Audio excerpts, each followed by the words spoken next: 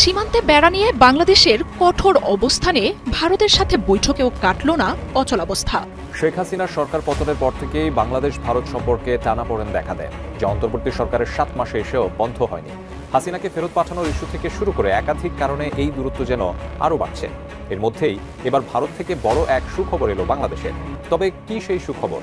বাংলাদেশের পররাষ্ট্র মন্ত্রণালয়ে একজন উচ্চপদস্থ কর্মকর্তা গভীর মনোযোগী, টেবিলে রাখা কাগজের দিকে তাকিয়ে আছেন। কয়েক মিনিট আগেই তার ব্যক্তিগত ফোনে একটা মেসেজ এসেছে নয়াদিল্লি থেকে। বার্তাটি ছোট কিন্তু মারাত্মক। প্রফেসর ইউনূসের সঙ্গে বৈঠক করতে চান প্রধানমন্ত্রী মোদী, এটা শিগগিরই নিশ্চিত করতে হবে। 5 আগস্টের পট পরিবর্তনের পর প্রথমবার ভারতের প্রধানমন্ত্রী নরেন্দ্র মোদীর সাথে সাক্ষাৎ হতে যাচ্ছে প্রধান উপদেষ্টা ডক্টর মোহাম্মদ ইউনূসের। যুক্তরাষ্ট্রের সর্বশেষ নির্বাচনে রিপাবলিকান প্রার্থী ডোনাল্ড ট্রাম্প জয়লাভের পর অনেকেই মনে করেছিলেন, যেহেতু ডোনাল্ড ট্রাম্প এবং ভারতের প্রধানমন্ত্রী নরেন্দ্র মোদীর মধ্যে সুসম্পর্ক রয়েছে, ফলে ভারত এবং যুক্তরাষ্ট্রের সম্পর্ক এবার আরও এক ধাপ এগিয়ে যাবে। এমনকি শেখ হাসিনার সমর্থক, পৃথিবীর ইতিহাসের নিকৃষ্টতম স্বৈরাচার শেখ হাসিনার সমর্থক, শেখ হাসিনার দল, আওয়ামী লীগের নেতাকর্মী, সমর্থকরা স্বপ্ন দেখতে শুরু করেছিলেন, যেহেতু শেখ হাসিনা ক্ষমতাচ্যুত হওয়ার পর ভারতে গিয়ে আশ্রয় নিয়েছে এবং ভারত তাকে প্রশ্রয় দিচ্ছে, ফলে ভারতের সহায়তা নিয়ে ডোনাল্ড ট্রাম্পের সাথে মার্কিন প্রশাসনের সাথে একটা সুসম্পর্ক তারা গড়ে তুলবে। ফলে ভারতের প্রশ্রয় তারা যেভাবে পাচ্ছে, শেখ হাসিনা যেভাবে ভারতের প্রশ্রয় পাচ্ছেন, সেভাবে ডোনাল্ড ট্রাম্প শেখ হাসিনাকে প্রশ্রয় দেবেন এবং আবারও তাকে বাংলাদেশের রাজনীতিতে পুনর্বাসিত করবেন। এমনকি কেউ স্বপ্ন দেখতে শুরু করেছিলেন ডোনাল্ড ট্রাম্প ক্ষমতায় বসার সাথে সাথে শেখ হাসিনা আবারও বাংলাদেশের ক্ষমতায় আসীন হবেন নরেন্দ্র মোদীর সহযোগিতায়, ভারতের সহযোগিতায়। সেই ভারতের অবৈধ অভিবাসীদের হাতে হাত করা, পায়ে শিকল পরিয়ে ফেরত পাঠাচ্ছে ট্রাম্প প্রশাসন। আসসালামু আলাইকুম দর্শক, নতুন একটা নিউজে আপনাকে স্বাগতম। প্রিয় দর্শক, বাংলাদেশের কাছে নাকানি চুবানি খেয়ে মোদির ইউটার্ন, ডক্টর ইউনূসের সাথে মিটিং করতে মরিয়া নরেন্দ্র মোদী, গোপনে যোগাযোগের চেষ্টা, ডক্টর ইউনূসের পাত্তা না দেওয়ার ঘটনা এবং ভারতকে ট্রাম্পের চূড়ান্ত শিক্ষা দেওয়ার ঘটনা ও প্রেক্ষাপট নিয়ে করা আমাদের আজকের ভিডিওটি অত্যন্ত গুরুত্বপূর্ণ। ভিডিওটি শুরু থেকে শেষ পর্যন্ত ধৈর্য সহকারে দেখে একটি লাইক দিয়ে সবাইকে শেয়ার করে দিন। আমাদের চ্যানেলে নতুন হলে চ্যানেলটি সাবস্ক্রাইব করে পাশে থাকা বেল আইকনে ক্লিক করে রাখুন। আমাদের ভিডিওটি আপনি বাংলাদেশের কোন জেলায় বসে দেখছেন বা শুনছেন সেটি অবশ্যই কমেন্ট বক্সে কমেন্ট করে জানিয়ে দিতে ভুলবেন না। চলুন আর কথা না বাড়িয়ে ভিডিওটিতে একটি লাইক দিয়ে ধারাবাহিকভাবে আজকে বিস্তারিত খবরগুলো দেখে আসি। ঢাকার রাত তখন নিস্তব্ধ। দু একটা কুকুর হালকা ডাক দিচ্ছে, কিন্তু শহরের বাকি অংশ ঘুমিয়ে আছে। বাড়িধারা ডিপ্লোম্যাটিক জোনের একটা নির্দিষ্ট কক্ষে আলো এখনো জ্বলছে। বাংলাদেশের পররাষ্ট্র মন্ত্রণালয়ের একজন উচ্চপদস্থ কর্মকর্তা গভীর মনোযোগী, টেবিলে রাখা কাগজের দিকে তাকিয়ে আছেন। কয়েক মিনিট আগেই তার ব্যক্তিগত ফোনে একটা মেসেজ এসেছে নয়াদিল্লি থেকে। বার্তাটি ছোট কিন্তু মারাত্মক।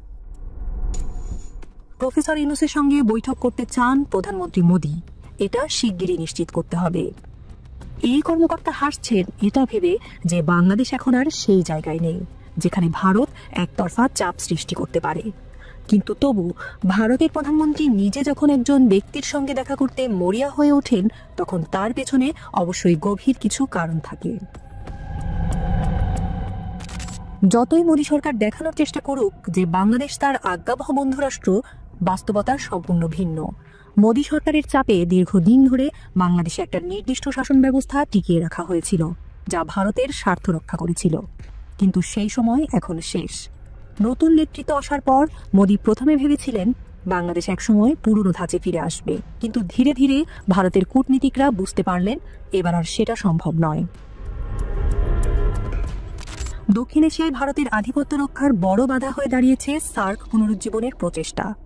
যদি সার্ক আবার কার্যকর হয়, তাহলে পাকিস্তান ও চীন সরাসরি কৌশলগত সুবিধা পেয়ে যাবে। মোদী চান সার্কের বদলে বিমস্টেক মডেলকে শক্তিশালী করা হোক, যেখানে ভারত প্রধান শক্তি থাকবে।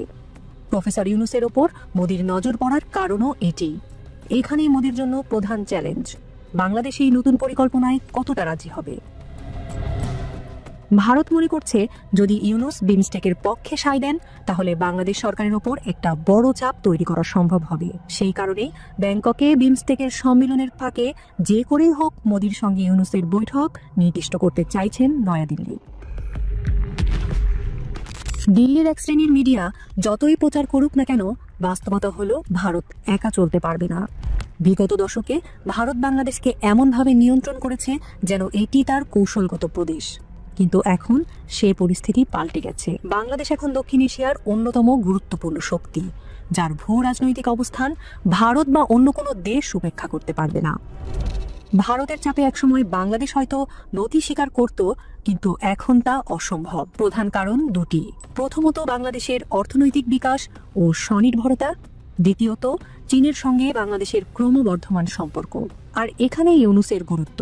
ইউনূস শুধু একজন অর্থনীতিবিদ বা নোবেল বিজয়ী নন, তিনি পশ্চিমা বিশ্বের সঙ্গে বাংলাদেশের সেতু বন্ধন তৈরি করতে পারেন। ভারত বুঝতে পেরেছে, যদি ইউনূস বিমস্টেকের পক্ষে সায় না দেন, তাহলে দক্ষিণ এশিয়ায় ভারতের পরিকল্পনা মুখ থুবড়ে পড়বে।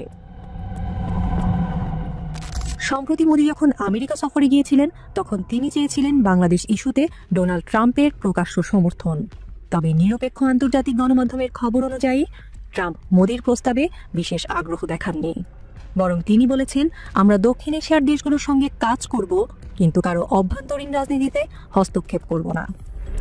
এই অবস্থান মোদির জন্য ছিল বড় ধাক্কা, কারণ ভারত চেয়েছিল আমেরিকার মাধ্যমে বাংলাদেশকে চাপ দেওয়া হোক, যাতে তারা ভারতের প্রভাবাধীন থাকে। কিন্তু ট্রাম্প সরাসরি এতে সায় দেননি। যদিও দিল্লির কিছু প্রো সরকারি মিডিয়া এটিকে উল্টো ব্যাখ্যা করেছে এবং প্রচার করেছে যে মোদি ও ট্রাম্পের মধ্যে বাংলাদেশ ইস্যুতে ঐক্যমত হয়েছে, কিন্তু প্রকৃতপক্ষে বাস্তবতা ভিন্ন। মোদি চাইলেও আমেরিকা এখন বাংলাদেশ প্রশ্নে নিরপেক্ষ ভূমিকা নিচ্ছে এবং এটা ভারতের জন্য মোটেও সুখবর নয়। বাংলাদেশের পররাষ্ট্র মন্ত্রণালয়ের কর্তা জানান, দিল্লি থেকে পাঠানো বার্তাটির উত্তর তাকে দ্রুত দিতে হবে। মোদি ইউনূসের সঙ্গে বৈঠকের জন্য মরিয়া, কিন্তু প্রশ্ন হলো, ইউনূস কি মোদির ফাঁদে পড়বেন?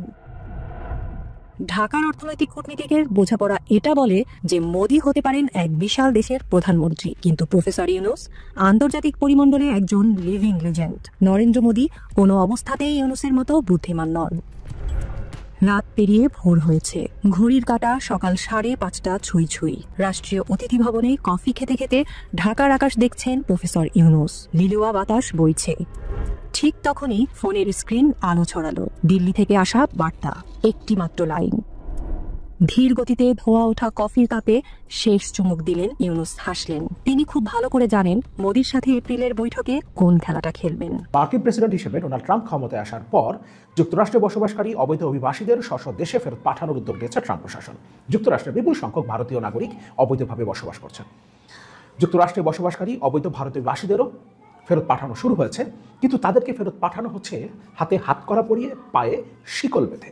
হাতে হাতকড়া পরিয়ে, পায়ে শিকল বেঁধে অবৈধ ভারতীয় অভিবাসীদের মার্কিন যুক্তরাষ্ট্র প্রশাসন, ট্রাম্প প্রশাসন ভারতে ফেরত পাঠাচ্ছে। অথচ যুক্তরাষ্ট্রের সর্বশেষ নির্বাচনে রিপাবলিকান প্রার্থী ডোনাল্ড ট্রাম্প জয়লাভের পর অনেকেই মনে করেছিলেন, যেহেতু ডোনাল্ড ট্রাম্প এবং ভারতের প্রধানমন্ত্রী নরেন্দ্র মোদীর মধ্যে সুসম্পর্ক রয়েছে, ফলে ভারত এবং যুক্তরাষ্ট্রের সম্পর্ক এবার আরও এক ধাপ এগিয়ে যাবে। এমনকি শেখ হাসিনার সমর্থক, পৃথিবীর ইতিহাসের নিকৃষ্টতম স্বৈরাচার শেখ হাসিনার সমর্থক, শেখ হাসিনার দল, আওয়ামী লীগের নেতাকর্মী, সমর্থকরা স্বপ্ন দেখতে শুরু করেছিলেন, যেহেতু শেখ হাসিনা ক্ষমতাচ্যুত হবার পর ভারতে গিয়ে আশ্রয় নিয়েছে এবং ভারত তাকে প্রশ্রয় দিচ্ছে, ফলে ভারতের সহায়তা নিয়ে ডোনাল্ড ট্রাম্পের সাথে, মার্কিন প্রশাসনের সাথে একটা সুসম্পর্ক তারা গড়ে তুলবে। ফলে ভারতের প্রশ্রয় তারা যেভাবে পাচ্ছে, শেখ হাসিনা যেভাবে ভারতের প্রশ্রয় পাচ্ছেন, সেভাবে ডোনাল্ড ট্রাম্প শেখ হাসিনাকে প্রশ্রয় দেবেন এবং আবারও তাকে বাংলাদেশের রাজনীতিতে পুনর্বাসিত করবেন। এমনকি কেউ কেউ স্বপ্ন দেখতে শুরু করেছিলেন ডোনাল্ড ট্রাম্প ক্ষমতায় বসার সাথে সাথে শেখ হাসিনা আবারও বাংলাদেশের ক্ষমতায় আসীন হবেন নরেন্দ্র মোদীর সহযোগিতায়, ভারতের সহযোগিতায়। সেই ভারতের অবৈধ অভিবাসীদের হাতে হাতকড়া, পায়ে শিকল পরিয়ে ফেরত পাঠাচ্ছে ট্রাম্প প্রশাসন। এমনকি শুধুমাত্র খাবার সময় এবং টয়লেটে যাবার সময় তাদের হাতকড়া খুলে দেওয়া হয়েছে, পায়ের শিকল খুলে দেওয়া হয়েছে। এই কথা ভারতের পররাষ্ট্রমন্ত্রী এস জয়শঙ্কর জানাচ্ছেন, পার্লামেন্টে দাঁড়িয়ে জানাচ্ছেন। ভারতে তোলপাড় শুরু হয়েছে, ভারতের পার্লামেন্টে হইচই শুরু হয়েছে, কিন্তু ভারত সরকার মার্কিন যুক্তরাষ্ট্রকে ন্যূনতম প্রতিবাদ পর্যন্ত জানাতে পারেনি।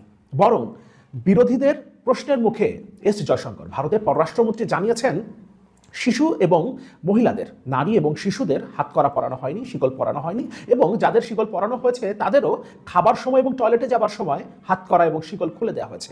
এই কথাটা তিনি জানিয়েছেন, উত্তর দিয়েছেন। এর বাইরে তাদের কাছে আর কোনো উত্তর ছিল না। কি হয়েছে আমরা একটু দেখি, একটা রিপোর্ট পড়ি। যুক্তরাষ্ট্র থেকে শিকলে বেঁধে পাঠানো হলো ভারতীয়দের, সংসদে হইচই। ডোনাল্ড ট্রাম্প ক্ষমতায় আসার পর অবৈধ অভিবাসীদের ফেরত পাঠানো শুরু করেছে যুক্তরাষ্ট্র। এর মধ্যে অবৈধ ভারতীয়রাও রয়েছেন। সম্প্রতি একটি সামরিক উড়োজাহাজে অবৈধ ভারতীয়দের হাতকড়া ও শিকলে পা বেঁধে ফেরত পাঠায় যুক্তরাষ্ট্র। সম্প্রতি একটি সামরিক উড়োজাহাজে অবৈধ ভারতীয়দের হাতকড়া ও শিকলে পা বেঁধে ফেরত পাঠায় যুক্তরাষ্ট্র। বিষয়টি নিয়ে ভারতের সংসদে তীব্র হইচই হয়েছে। বিরোধীরা হইচই করেছেন। তাদের ভাষ্য, যুক্তরাষ্ট্র ভারতীয়দের প্রতি অমানবিক ব্যবহার করেছে, তাদের অপমান করেছে। এ নিয়ে কংগ্রেস সদস্য মানিকরাম ঠাকুর, শশী থারুর তারা কথা বলেছেন, তারা এর প্রতিবাদ জানিয়েছেন। তৃণমূল সংসদ সদস্য গোখলে তিনিও এটা নিয়ে প্রতিবাদ জানিয়েছেন। কিন্তু ভারতের পররাষ্ট্রমন্ত্রী এস জয়শঙ্কর এর জবাবে বলছেন, যুক্তরাষ্ট্রের ইমিগ্রেশন ও কাস্টমস এনফোর্সমেন্ট আইসিই কর্তৃপক্ষ অভিবাসীদের ফেরত পাঠিয়ে থাকে, সেখানে স্ট্যান্ডার্ড অপারেটিভ প্রসিডিওর বা এসওপি আছে। তিনি জানান 2012 সাল থেকে এসওপি চালু হয়েছে, তাতে কড়াকড়ির কথা বলা হয়েছে। আইসিই তাকে জানিয়েছে নারী ও শিশুদের হাতকড়া বা শিকল পরানো হয়নি। অন্যদেরও খাবার সময় বা টয়লেট যাওয়ার সময়ও বাঁধনমুক্ত করা হয়েছিল। জয়শঙ্কর বলেন, অবৈধ নথিপত্রবিহীন ভারতীয়দের ফেরত পাঠানোর ঘটনা নতুন নয়। 2009 থেকে গত 15 বছরে 15,756 ভারতীয় অভিবাসীকে ফেরত পাঠিয়েছে যুক্তরাষ্ট্র, ফেরত পাঠিয়েছে।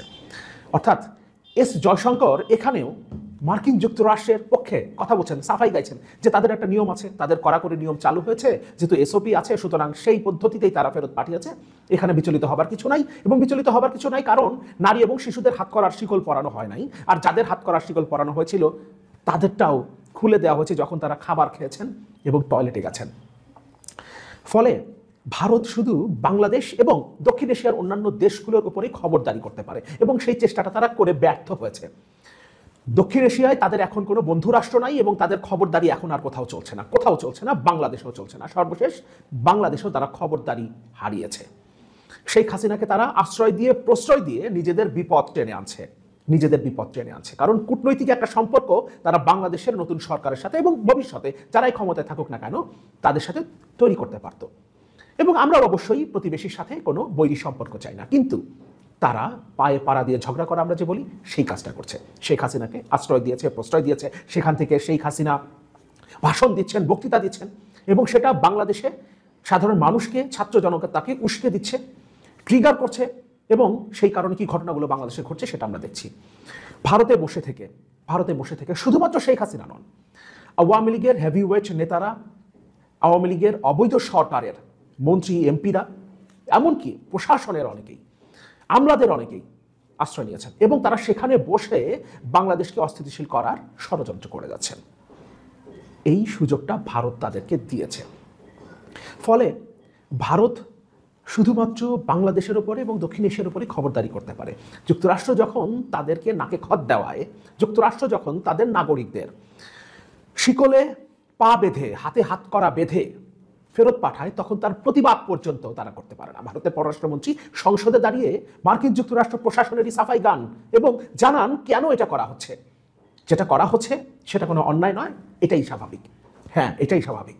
ভারত যতক্ষণ পর্যন্ত প্রতিবেশী রাষ্ট্রের প্রতি বৈরী আচরণ করে যাবে, খবরদারি করার চেষ্টা করবে, ততদিন পর্যন্ত তার আশেপাশে কোনো বন্ধু পাবে না। এবং সর্বশেষ এক দশকে ভারত দক্ষিণ এশিয়ায় পুরোপুরিভাবে বন্ধুহীন হয়ে গেছে। ভারতের প্রশাসন এখন পর্যন্ত এটা হয়তো বুঝতে পারছে না, ভারতের থিঙ্ক ট্যাঙ্ক এটা বুঝতে পারছে না, বা হয়তো বুঝতে পেরেও তারা এখনও নিজেদের মোড়লগিরি চালিয়ে যাওয়ার চেষ্টা করছে।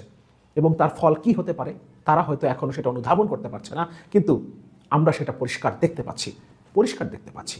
আগামী এক দশকে ভারত এখন যে জায়গায় অবস্থান করছে তার থেকে আরো অনেক ধাপ নিচে নেমে যাবে এবং এখন তারা শুধুমাত্র দক্ষিণ এশিয়ায় বন্ধুহীন হয়েছে।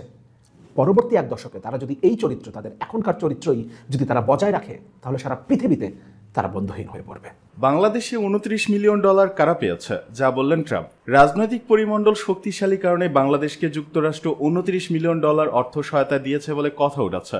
দেশটির নতুন দপ্তর ডিপার্টমেন্ট অব গভর্নমেন্ট এফিসিয়েন্সি গত 16 ফেব্রুয়ারি জানায় বাংলাদেশের জন্য ইউএস এইডের এই সহায়তা বাতিল করা হয়েছে। তবে কারা বা কে এই সহায়তা পেয়েছে সেটি স্পষ্ট করা হয়নি। বাংলাদেশকে $29 মিলিয়ন দেওয়া নিয়ে মুখ খুলেছেন মার্কিন প্রেসিডেন্ট ডোনাল্ড ট্রাম্প। স্থানীয় সময় শুক্রবার দেশটির গভর্নরদের নিয়ে আয়োজিত এক অনুষ্ঠানে ট্রাম্প বলেন, বাংলাদেশের রাজনৈতিক পরিমণ্ডল শক্তিশালীকরণে একটি একটি সংস্থার কাছে $29 মিলিয়ন গেছে, যেটির নাম কেউ কোনোদিন শোনেননি। তারা চেক পেয়েছে।